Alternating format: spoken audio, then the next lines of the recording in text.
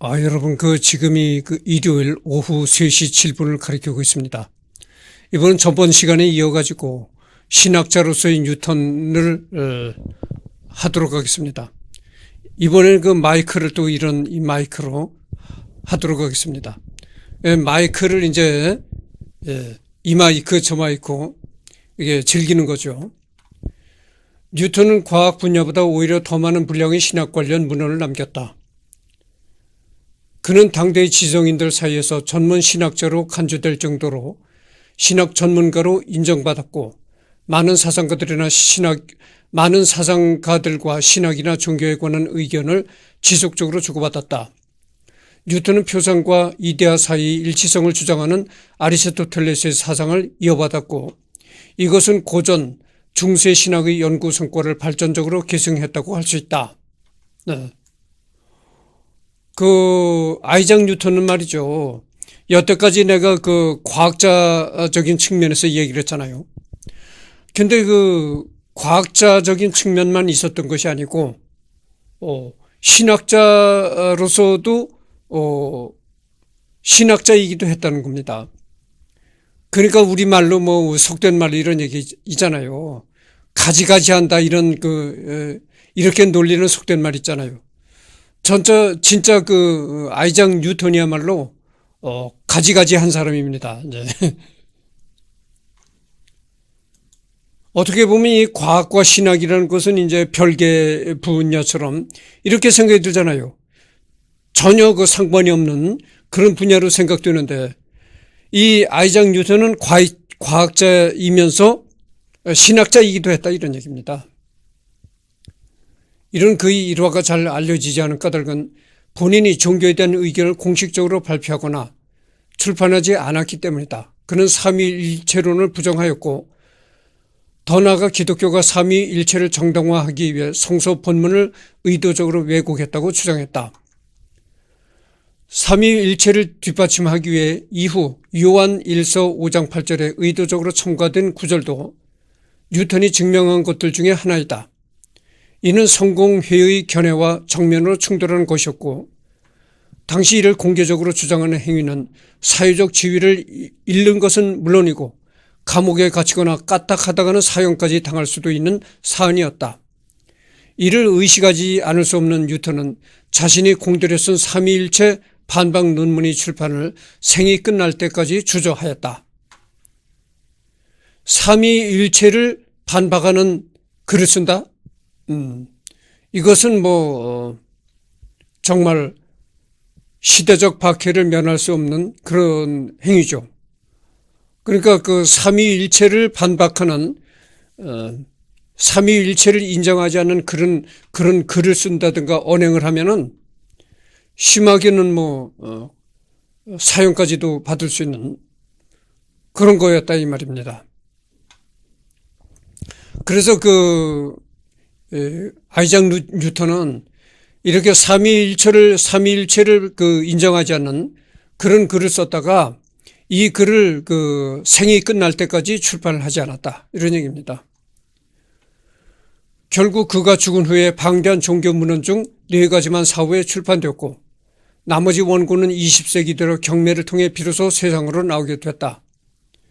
경매 이후 뉴턴의 신학과 종교, 연금술에 관한 원고는 전 세계에 분산되었기 때문에 정확한 측정과 연구가 어려운 상황이다.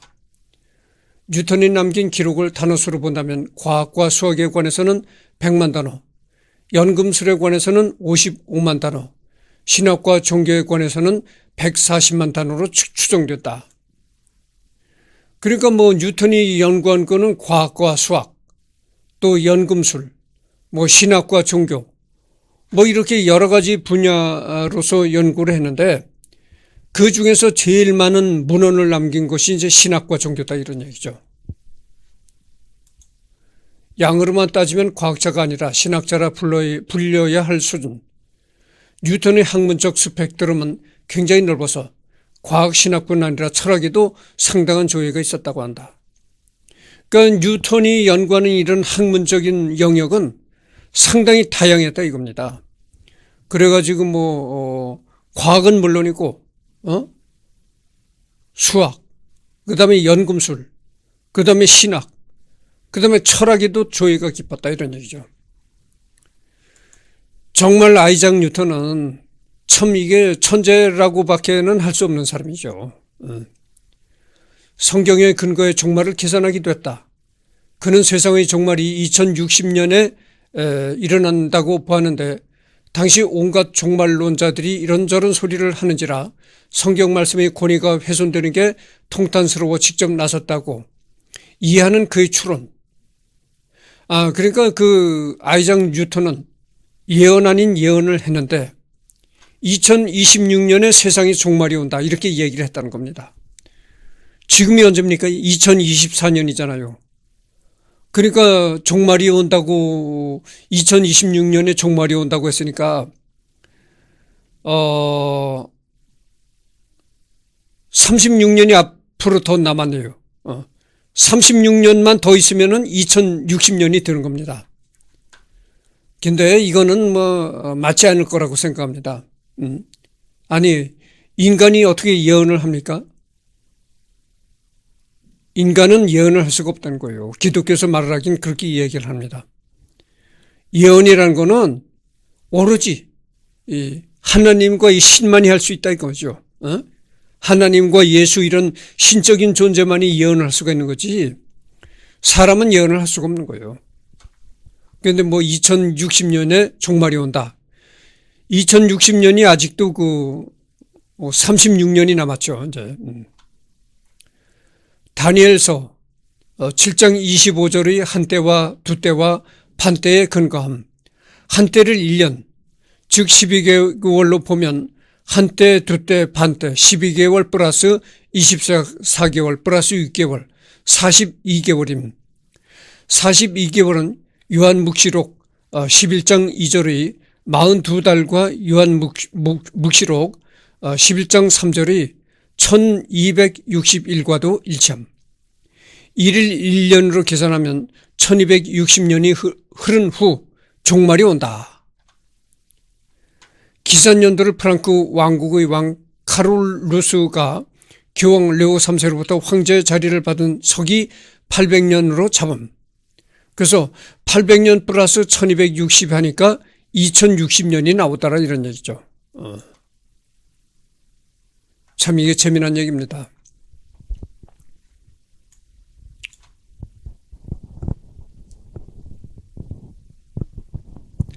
사실 뉴턴의 진위는 2060년이 되기 전까지는 종말 같은 거 안 오니 이상한 소리 하지 말자는 것에 가까웠고 엄밀히는 종말이 아니라 성경이 일렀듯 새 세상이 열린다고 보았다.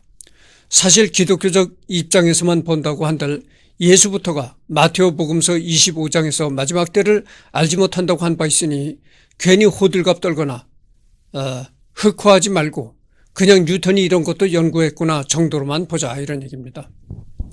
성경에도 뭐라고 했습니까? 새 세상이 열린다고 한 겁니다. 그 종말이 아니라 세상이 완전히 망하는 그런 종말이 아니라 새로운 세상이 열린다. 그러니까 2060년에는 종말이 아니라 새로운 세상이 열린다 이런 뜻이라는 겁니다.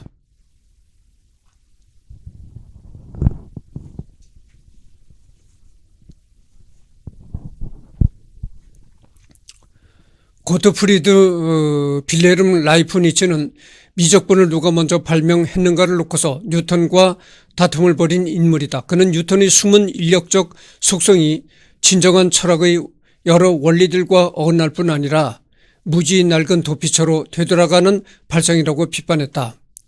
뉴턴 옹호자들은 중력은 단지 물질의 근본적인 성질이라고 주장한 데 반해서 뉴턴 자신은 정말로 중력의 원인을 찾고 싶어 했다. 하지만 해답을 찾기 위한 그의 방법을 본다면 뉴턴은 17세기에 우연히 태어난 근대 과학자가 아님이 드러난다. 뉴턴은 평소답지 않게 겸손한 태도로 자신이 만유 인력의 법칙을 재발견했을 뿐이라고 여겼다. 고대인들이 이미 알고 있던 법칙이라고 여겼던 것이다. 뉴턴은 프리스카 사피엔티아를 믿었기 때문이다. 르네상스 인문주의자들 사이에서 유행하던 이 개념은 고대의 지혜가 오래전부터 존재했지만 시간이 흐르면서 타락했다고 여겼다. 뉴턴은 그리스 신화, 성경 구절 그리고 헤르메티카를 해석하여 그 속에 자신이 중력 법칙을 포함한 세계에 숨겨진 구조에 관한 내용이 들어있음을 밝혀내려고 애썼다. 뉴턴의 생각으로는 중력이란 신이 이 세계에 직접적으로 그리고 지속적으로 관여해서 생긴 결과였다.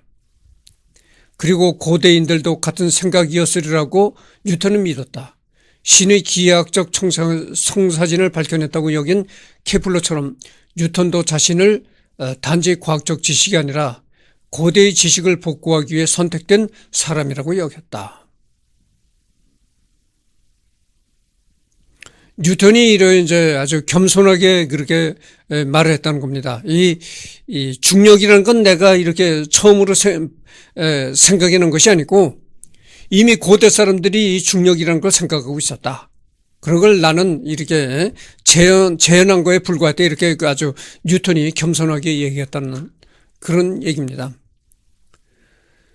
물론 뉴턴에게 신학적 동기가 강력했음에도 불구하고 과학사와 달리 신학사의 관점에서 뉴턴은 그렇게 중요한 인물은 아니다.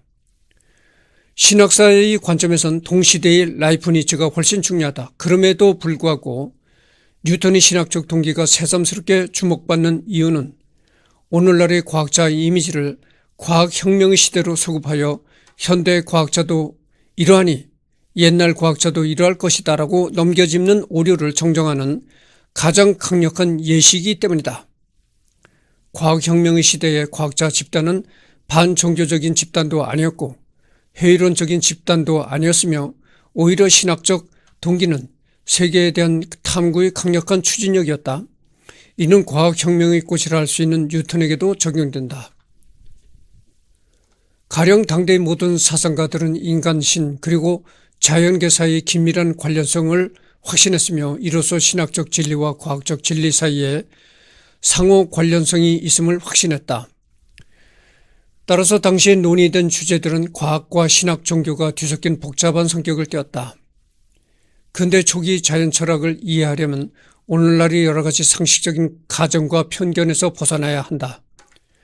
첫째, 거의 모든 유럽인, 특히 이 책에서 거론된 모든 과학사상가는 기독교를 믿고 실천하는 사람이었다. 현대적이든 아니든 간에 과학 연구에는 무신론, 애들로 표현하자면 회의론이 필요하다는 개념은 과학 자체를 종교로 삼길 바라는 이들이 제안한 20세기 신화다. 둘째, 근대 초기의 경우 기독교 교리는 의견이나 개인적 선택이 아니었다. 당시 기독교 교리는 자연계의 사실이나 역사적 사실에 맞먹는 위상을 지니고 있었다. 물론 신학적 이론이나 예배 관행의 고차원적인 지점을 놓고서는 교파 간에 분명 이견이 존재했다. 마치 오늘날의 과학자들이 중력의 실제성이나 원자의 존재 또는 과학적 연구의 타당성을 의심하지는 않으면서 아주 미세한 지점을 놓고 서로 논쟁을 벌이는 듯이 말이다. 그렇다고 해서 신학이 결코 개인적 믿음의 지위로 전락한 적은 결코 없었다. 오늘날의 과학과 마찬가지로 당시 신학은 모두가 동의하는 사실들의 요체이자 존재에 관한 진리를 끊임없이 추구하는 탐구 행위였다. 그렇다 보니 신학적 교의들은 근대 초기 자연 철학자들이 연구 자료로 쓴 데이터 집합의 일부로 간주되었다. 따라서 신학적 사상들은 과학 연구와 추론에 중요한 역할을 했다. 단지 과학 연구의 바깥에서 얼마간의 영향력을 미친 정도가 아니라 신학적 사상은 자연 철학자들이 연구하던 세계의 필수적이고 중요한 일부를 차지했다. 신학과 이 과학, 이것은 전혀 이 관계가 없는 듯이 우리가 일반적으로 생각이 들잖아요. 근데 여기는 또 뭐라고 했냐면은 신학적 사상들이 이 과학 연구에 또는 과학 추론에 중요한 역할을 한다. 이런 얘기가 나온 겁니다. 그러니까 과학적인 그런 상상력이나 추론에 이 신학이 이 영향을 많이 끼친다 이런 얘기죠. 그 이제 연금술사로서의 뉴턴. 뉴턴은 아까도 말했지만 이제 천문학자이자 물리학자, 그 다음에 신학자, 그 다음에 여기는 연금술사까지 또 나오는 겁니다.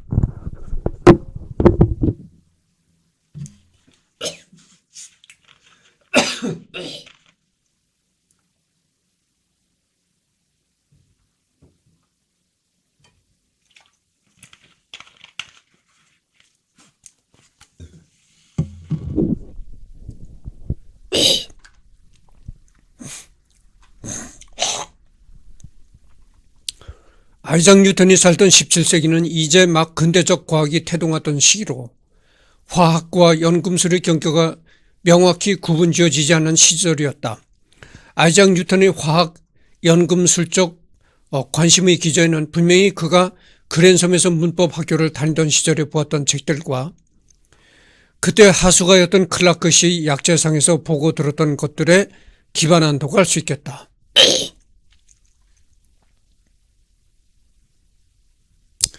그러니까 그 아이작 뉴턴이 살던 17세기는 근대적 과학이 막 시작되던 그런 시기였다 그거죠. 그래서 이제 화학과 연금술의 경계가 명확하게 그어지지 않았다. 그가 최초로 화학에 대한 내용들을 메모하기 시작한 것은 1666년경 이즘 쓰여진 초기 뉴턴의 화학 지식들은 그의 화학에 대한 관심이 로버트 보일의 저서와 연구들에 기반하였다는 것을 보여준다. 초기에 그는 주로 보일에 기초하여 화학 용어 해설집을 정리하였는데 이때 뉴턴이 정리한 모든 내용이 순수하고 합리적인 화학에만 국한된 것은 아니었다. 보일이 자신의 연구에서 그랬듯 보일의 영향을 받은 초기 뉴턴의 화학 연구도 연금술과 연관될 수 있는 내용을 많이 포함하고 있었다. 그의 이러한 화학에 대한 관심은 곧이어 조지 스타키와 같은 연금술사들의 연구와 저서들로 향한다. 우리는 뉴턴이 연금술에 빠진 연들을 정확하게 알 수 없으나 여러 다양한 정황들이 가리키는 바로는 1669년경부터 연금술에 대한 항목들을 진지하게 탐구하기 시작하였다고 짐작한다. 뉴턴이 연금술에 대해서 연구하였던 돕스의 여사는 뉴턴이 그 전이나 그 이후에도 유례가 없을 만큼 이전 시대의 방대한 연금술 문헌을 모두 그리고 몇 마리 조사했다. 다시라고 주장했다. 그래서 이제 이 뉴턴이 그 연금술에 푹 연구에 빠져가지고 그 연금술에 관한 그 방대한 그런 문헌들을 뉴턴이 다 이제 뒤적였다 이거죠. 이런 연금술에 대한 그의 관심과 열정은 적어도 그의 말년 1690년대 조폐국장직 수행을 위해 케임브리지를 떠나기 전까지 지속되었던 것으로 보이며 분명하고 확실하게 그의 연구 인생에서 중요한 한 파트를 차지했다는 것을 짐작할 수 있다. 그러니까 아이작 뉴턴이 얼마나 그 연금술에 관해서도 열정을 보였는가 이거를 짐작해 할 수 있는 것이죠. 조폐국 감사 국장으로서의 뉴턴 1696년 조폐국 감사 자리를 시작으로 1699년부터 조폐국장의 자리를 25년이나 맡았는데 임기 중에 금속 비율 등을 받고 화폐를 개혁하기도 했다. 특히 동전이 테두리를 깎아 팔아먹거나 동전 하나 더 만든 행위를 방지하기 위해서 동전의 테두리와 톱니를 만들어 놓은 것은 이 사람의 업적. 그러니까 여러분 이렇게 동전의 그 가장자리를 보십시오. 톱니 모양으로 이렇게 홈이 파져 있잖아요. 그게 바로 동전의 그 가장자리의 톱니 모양으로 홈을 판 게 그게 그런 의견을 낸 게 이 아이작 뉴턴이 그런 그 아이디어를 낸 겁니다. 그게 왜냐면은 동전을 깎아서 동전을 깎아서 팔아먹는다는 겁니다. 그 예전에는 지금 같은 그런 그 동전이 아니라 예전에는 그 금화, 은화가 이제 통용됐단 말이죠. 그리고 금화, 은화가 얼마나 귀한 겁니까? 그러니까 금화를 가져다가 금화로 된 테두리를 깎아서 또 팔아먹는다고 하죠. 그래서 그 테두리를 깎아서 팔아먹는 행위를 금지하려고 이런 아이디어를 이제 아이작 뉴턴이 이런 아이디어를 이제 구상한 겁니다. 또한 조폐국장이 되고 2년 뒤인 1701년에 아마니유를 이용한 아날로그 온도계를 개발하여 역사상 최초의 온도체계를 고안하기도 했으나 순금속, 주석, 납, 비스무트 등과 간단한 합금의 녹는점을 측정하는 값이 포함되어 있는 등 지금 목이 갑자기 잠기네요. 목소리가 좀 이상하게 들리더라도 이해하시기 바랍니다. 조폐국의 업무와 관련이 있을 법한 내용의 특성상 본인의 안위를 걱정해서인지 익명으로 연구를 발표하여 이 온도체계는 생전에 널리 알려지지 않았다. 뉴턴이 조폐국장을 맡은 일화 또한 흥미롭다. 원래 뉴턴과 친분이 있던 재무 대신 찰스 몬테규가 월급을 많이 주는 대신 할 일이 별로 없는 명목상의 자리로 조폐국 감사 자리를 하나 줬는데 그가 조폐국 감사 자리에 엄청난 열의를 보이게 되었다. 어느 정도였냐면 아예 거처를 케임브리지에서 런던으로 옮기고는 자는 시간 빼고 하루 종일 조폐국 업무에 몰두했다고 한다. 당시 유명했던 화폐 위조범 윌리엄 첼로너를 잡기 위해 정보원을 고용하고 이런 정보원과 만나기 위해 변장을 하고 술집에서 접선을 하기도 했다고. 또한 조폐국장이 되고 싶어 이런저런 정치적 뒷공작도 했다고 한다. 결국 전임 조폐국장이 알코올 중독으로 사망하자 후임 조폐국장에 임명되었다.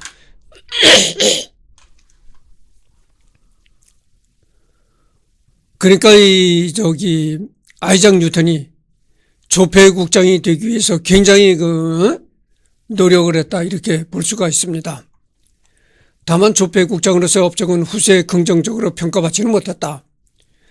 당시 영국은 금과 은을 모두 본위 금속으로 사용하는 이중 본위제였다. 이 경우 금과 은의 법정 교환비가 실제 시장에서의 교환비와 다르면 실제 가치보다 고평가된 금속만이 유통되게 된다. 당시 영국은 실제 시세보다 법적으로 금을 고평가하고 있었다. 결국 금화가 은화를 구축하여 이후 영국의 화폐 제도가 한참 동안 꼬여있는 단초를 제공했다. 당연히 뉴턴도 이를 인지하고 있었기 때문에 교환 비율 조정을 시도했지만 이는 금화를 소유하고 있던 자산가들이 자산 가치를 줄여버리는 일이었기 때문에 반발해서 실행되지 못했다. 결국 뉴턴은 위조화폐 방지 업무에만 주력할 수밖에 없었다. 결과적으로 영국에서는 금화만이 유통되게 되었고 법적으로 저평가된 은화는 외국에서 금화로 바꿔오게 된다. 문제는 금이 그 가치가 너무 컸기 때문에 소액 화폐 수요를 제대로 충족시키지 못했다는 것이다. 이는 지폐 활성화로 해결하기 전까지는 영국 경제에 지대한 악영향을 끼쳤다.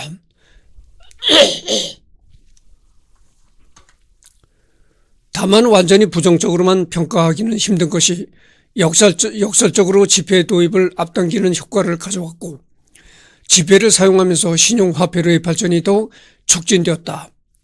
또한 뉴턴식의 금을 고평가하여 사실상 금은 이중본위제를 포기하고 금본위제를 채택하였는데 이중본위제 자체가 유지 관리하기 너무 어려운 체제이다 보니 단일 본위제를 채택한 것이 결국 금융업에 긍정적인 효과를 주게 된다. 목이 이상하게 갑자기 그렇게 목이 잘 나오다가 갑자기 이렇게 잠겨서 그러네요.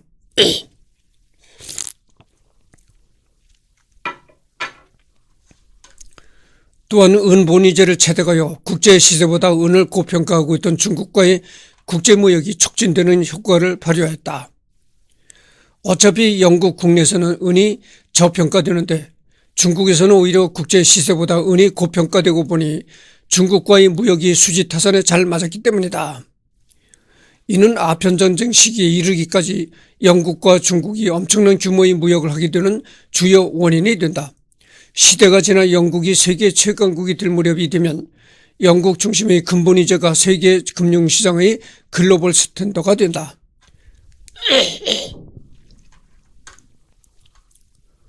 뉴턴의 조폐국 감사와 국장시설을 다룬 책인 뉴턴과 화폐 위조범, 천재 과학자, 세기 대범죄를 뒤쫓다를 참고하는 것도 좋다. 남의 회사 거품 투자 손실 이렇게 나왔네요.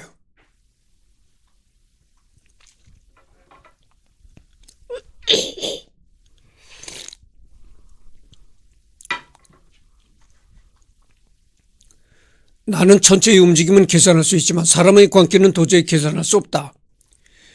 이익 실현 후에도 남의 회사의 주가가 더 오르는 것을 보고 전 재산을 주식 투자하기 직전에 남긴 말이다. 뉴턴은 1720년에 역사상 최초로 발생한 버블 경제인 남의 거품 사건에서 합계 2만 파운드, 약 20억에 달하는 주식을 단타 매매 형식으로 투자했다가 실패했다.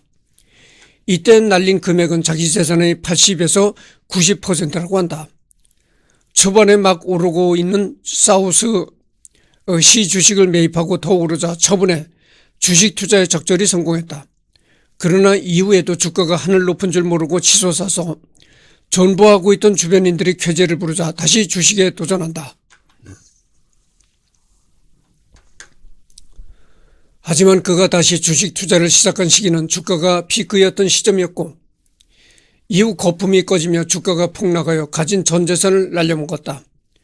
그는 거품이 꺼지기 시작하여 주가가 급격히 떨어지고 있음에도 손절매를 하긴커녕 지점 매수를 시도하다 큰 낭패를 봤다.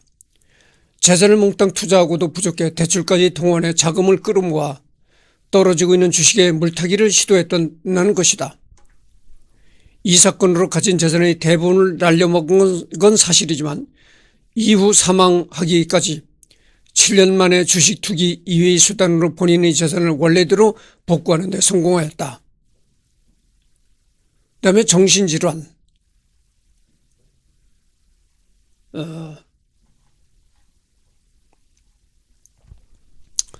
이제 아이작 뉴턴은 정신질환도 알았었죠. 원래 참 우리나라 말도 이런 말 있잖아요. 바보와 천재는 뭐 종이 한 장 차이다 이런 말 있잖아요. 너무 이 뛰어난 천재였던 탓일까? 정신질환이 또 왔다는 겁니다. 17에서 18세기에 살았음에도 84세까지 매우 오래 살았으며 평생 독신, 심지어 동정으로 지냈는데 평생 독신, 평생 총각으로 살았다 이 말이죠. 심각한 수준의 조현병과 우울증이 있었다. 뉴턴은 생애 대부분을 케임브리지 대학의 한 방 안에 틀어박혀 연구에만 몰두했으며 신화적인 업적을 이뤘음에도 불구하고 타인의 위협과 조롱에 극도로 민감하여 경계심을 가지고 모든 사람과 거리를 뒀다. 그러니까 이렇게 천재적인 생활하고 천재적인 그런 학술적인 이론을 연구하면서도 그러니까 케임브리지 대학에서 방 한 칸을 내준 그런 골방에서 처박혀 살았다 이런 얘기죠. 그러니까 내가 바로 얼마 전에 얘기를 했잖아요. 첫째 이 여자들한테 인기를 얻으려면은 첫째 돈을 잘 벌어야 된다. 그런 얘기를 했잖아요. 그런데 이 아이작 뉴턴은 학자로서의 그 학문을 연구하는데 거기에만 성공했을 뿐이지 돈을 잘 버는 사람은 아니었다 이런 얘기죠. 그러니까 그 대학에서 내준 그 골방 한 칸에 처박혀서 살았으니까 그러니까 뭐 여자들이 좋아하겠어요. 그러니까 평생 총각으로 사는 거죠 이제. 또한 생애 동안 정신질환으로 인해 치명적인 고통을 겪었는데 빛과 빛깔의 새 이론을 발표한 직후 후계에게 공격받은 뒤 상교에 벗어날 정도로 폐쇄적이게 되었다. 일단 뉴턴은 올든버그에게 자신을 왕립학회로부터 연구에 제명해달라고 요청했다. 그는 절망에 가까운 자존감 하락과 우울을 호소하며 앞으로 일체 자연과학에 대한 연구를 그만두겠다고 하였다. 이제 좀 목이 갑자기 목이 잠겨서 목소리가 이상해지더니 이제 제대로 이제 원래 상태대로 목이 돌아오는 것 같네요. 그러나 그의 희망은 받아들여지지 않았고 오히려 회비 면제라는 특권이 부과되었다. 그러자 그는 자연과학으로부터 멀어지기 위해 케임브리지 대학의 민법 강좌의 로우 펠로우에 입후보하였다. 하지만 낙선하였고 법학자로서의 전향도 실패하자 극도로 주눅들었다. 이 시기가 되었을 쯤 뉴턴의 대인관계는 처참한 수준으로 박살났으며 병적인 발표 깊이 인간 불신, 자기 혐오로 이루어져 있었다. 1672년 이후 뉴턴은 자신이 발견한 어떤 연구도 자신에서 발표하지 않았다. 당시 뉴턴은 자신의 업적에 대해 이렇게 자학하고 있다. 나는 자신을 학문의 노예로 만들고 말았습니다. 앞으로 나 혼자만의 만족을 위한 것 외에는 철학과 영원한 이별을 구하겠습니다. 이제 1676년 올든버그에게 보낸 편지에 이렇게 썼다는 겁니다. 그러니까 여태까지 자신은 학문의 노예로서만 살았다. 이런 이제 고백을 시도하는 거죠. 나는 비스의 이론 발표에 의해서 생긴 논쟁으로 매우 괴로웠으며 실질적인 정복을 이룬 무분별을 스스로 책망하였습니다. 이건 1676년 라이프니츠에게 보낸 편지에 이렇게 썼다는 것이죠. 그리고 1693년 피피스에게 보낸 편지에서 발견되는 벌써 12달 동안 만족하게 먹지도 못하고 있습니다. 또 당신이나 다른 어떤 친구와도 만나지 않겠습니다. 등의 폐쇄성과 섭식장애가 드러나는 문장들, 그리고 자신이 머릿속에서 가상의 여인을 만들어내 당신이 여성을 시켜서 또 그 밖의 수단으로 골탕 먹이려고 하는 것을 생각하면 나는 화가 나고 당신이야말로 죽여버렸으면 좋겠다고 생각합니다. 1693년 로크에게 보낸 편지에 이렇게 써져 있다는 겁니다.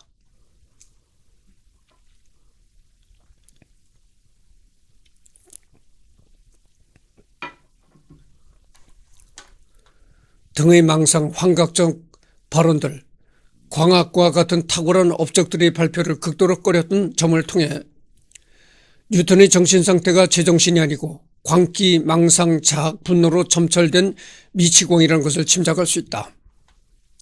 이런 정신질환은 뉴턴 본인에겐 고통스럽긴 했겠으나 업적 측면에서는 도움이 되었는데 우선 병적 학에서 정신분열증은 극도로 뛰어난 창의성과 연관이 있는 것으로 알려져 있다.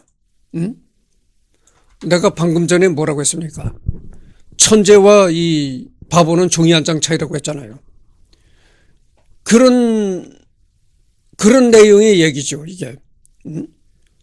이 아이작 뉴턴이 정신분열증을 알았다고 했는데 정신분열증이라는 게 뭡니까? 미치광이라는 거죠. 이 정신분열증이라는 게. 그러니까 미치광이와 천재는 종이 한 장 차이다. 그러니까 아이작 뉴턴이 천재이면서 미치광이이기도 했다. 그러니까 이렇게 동전에는 양면이 있듯이 뒤집으면 천재, 또 뒤집으면 미치광이 이렇게 되는 거죠. 그러니까 이제 이런 말을 갖다가 뭐라고 합니까? 극과 극은 통한다. 이렇게 말할 수가 있는 거죠. 직관적이고 혁명적이며 한순간 번개와 같이 발현하는 세계 초국적인 천재성은 분열병권 천재들의 공통적인 특징으로 뉴턴도 그 수혜자라는 것이다. 이렇게 이 세계적으로 이름난 천재들은 이렇게 정신분열적인 그런 증세를 대부분 갖고 있었다, 이런 얘기입니다. 두 번째로는 바로 광적으로 연구에만 집중한 것이다. 친척이자 조수였던 험프리 뉴턴은 내가 알기로는 그는 어떤 오락을 즐기거나 취미를 갖고 있지 않았다. 자신의 연구 외에는 그 어떤 생각도 헛된 것으로 생각했다. 그러니까 이 아이작 뉴턴은 어떤 취미나 어떤 오락 이런 것도 일절하지 않았다는 겁니다. 오로지 자기가 연구하는 그 학문, 자기가 연구하는 학문 연구, 그 이외에는 어떤 그것도 하지 않았다, 이런 얘기죠. 그러니까 오락, 취미 이런 거 일절하지 않았다, 이런 얘기죠. 그래서 뉴턴은 평범한 사람들과는 달랐다. 일반적인 연구원들처럼 본업을 하다가 퇴근 시간이 되면 취미 생활을 하는 식으로 살아가는 것이 아니라 생활 전체를 새로운 이론 창시, 증명에 쏟아붓는 극단적인 인생을 살았다. 명언. 이제 그 뉴턴이 남긴 그런 명언들을 한번 살펴보도록 하겠습니다. 나는 세상에 내가 어떻게 비치는지 모른다. 하지만 나는 내 자신이 바닷가에서 노는 소년이라고 생각했다. 내 앞에는 아무것도 발견되지 않은 진리라는 거대한 태양이 펼쳐져 있고 가끔씩 보통 것보다 더 매끈한 돌이나 더 예쁜 조개 껍질을 찾고 즐거워하는 소년 말이다. 상술한 제자들에게 하던 말로서 내가 해낸 업적이라는 건 고작이야 바닷가에서 뛰어노는 아이가 찾은 조개 껍질이나 돌밖에 안 된다는 겸손함을 담은 명언이다. 오래전 국어 교과에서도 실린 바 있다. 그러니까 아이작 뉴턴의 말은 참 너무나도 겸손을 떠는 그런 얘기인 겁니다. 자기가 여태 연구한 그 학문적 이론들은 말이죠. 학문적 성과들은 이 바닷가에서 어떤 어린 소년이 뛰어놀다가 이 갯벌에서 조개 하나 찾은 것에 불과하다. 이런 식의 그렇게 겸손한 얘기를 한 겁니다. 내가 멀리 볼 수 있었던 것은 거인의 어깨 위에 있었기 때문이다. 로버트 훅에게 보내는 1675년 2월 5일자 편지 중 사실 뉴턴이 최초로 한 말은 아니다. 나는 전체의 움직임은 계산할 수 있으나 인간의 광기는 계산하지 못한다. 남의 주식 사건이 일어났을 때 뉴턴이 남긴 어록으로 알려져 있다. 아리스토텔레스와 플라톤은 내 친구이지만 나의 최고의 친구는 진리이다. 아이작 뉴턴이 그의 대학 시절 남겼던 노트의 어귀에 적었던 말이다. 진리는 항상 단순함에서 발견되어야 하며 다양성과 혼란에서 발견되어서는 안 된다. 그러니까 이 진리와 이 단순함이라는 것은 뭐라고 하나. 그러니까 진리라는 것은 항시 단순함에서 나온다는 얘기입니다. 그러니까 이거를 달리 생각해 본다면 이렇게 얘기할 수도 있어요. 단순한 생활을 해라. 그러니까 이제 단순한 생활 속에서 훌륭한 연구가 이제 도출된다. 이렇게 말할 수도 있는 겁니다.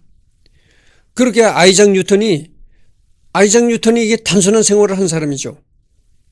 취미 생활도 안 하고, 거기다가 어떤 오락도 한 것이 없고, 거기다 결혼도 안 했고. 그러니까 단순하게 사람이 단순했다 이거죠. 아이작 뉴턴이. 오락, 서양엔 그 전에 포코라는 거 있었잖아요.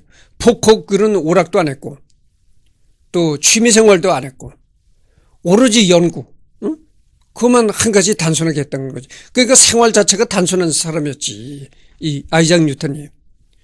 그런 단순함에서 진리가 나온다. 이런 얘기가 되겠습니다.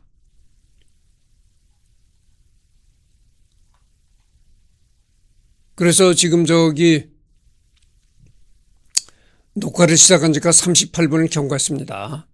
지금 여기 나오는 게 그 후세의 인물들이 평가가 나오는데, 후세의 인물들이 그 아이작 뉴턴에 대해서 평가하는 그런 그 글들이 나오는 겁니다. 이거는 그 다음 시간에 하도록 하겠습니다.